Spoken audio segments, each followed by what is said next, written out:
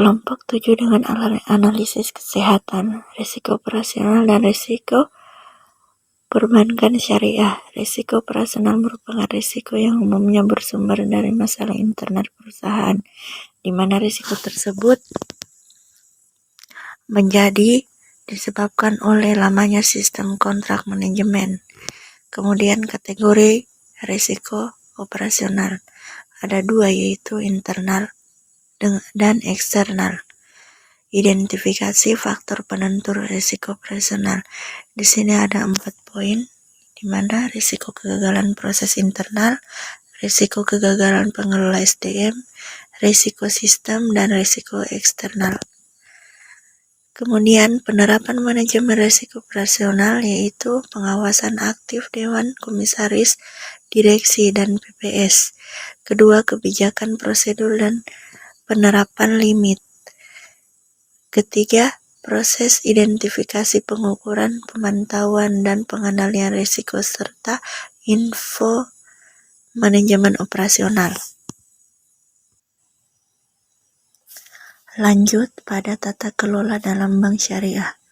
Tata kelola dalam bank syariah adalah kerangka kerja yang mengatur dan mengawasi proses pengambilan keputusan, tindakan, dan praktik perbankan syariah. Kemudian peran dan tanggung jawab Dewan Pengawas Syariah. Ada 2 poin, yang dimana ex ante atau prediksi dan rekomendasi digunakan sistem tindakan diambil atau untuk masa yang akan datang. Yang kedua, ex post, deskripsi dan evaluasi digunakan setelah tindakan terjadi atau dari masa yang lalu. Lanjut kepada konsep analisis perubahan laba kotor, di mana konsep laba secara operasional merupakan perbedaan antara pendapatan yang direalisasikan yang timbul dari transaksi selama satu periode.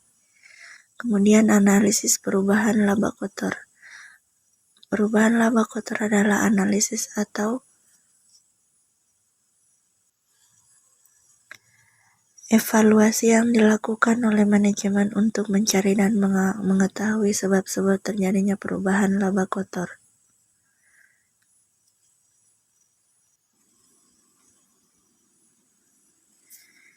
Selanjutnya, tata cara penilaian tingkat kesehatan bank.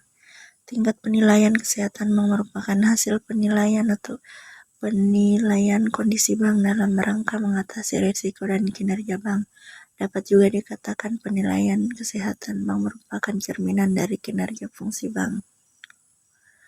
Analisis capital adequacy ratio atau CAR adalah ukuran kecukupan modal yang menggambarkan seberapa mampu bank untuk memelihara kecukupan modal dari kemampuan manajemen bank untuk identifikasi, diukur, dan dikendalikan risiko yang dapat mempengaruhi permodalan bank. Kemudian kepada hubungan analisis risiko dengan pengawasan bank syariah. Manajemen risiko dan tahapan analisis risiko manajemen adalah suatu proses berulang yang membahas analisis, perencanaan, dan implementasi, kontrol dan pengawasan terhadap kebijakan, dan pengukuran implementasi kebijakan keamanan. Tahapan risiko. 1. Identifikasi risiko, pengukuran risiko, mitigasi risiko. Proses pengawasan perbankan syariah dalam sistem perbankan di Indonesia diatur dalam Undang-Undang Nomor 21 Tahun 2008 tentang perbankan syariah yang kemudian dijelaskan dalam peraturan dan suatu edaran yang dikeluarkan Bank Indonesia.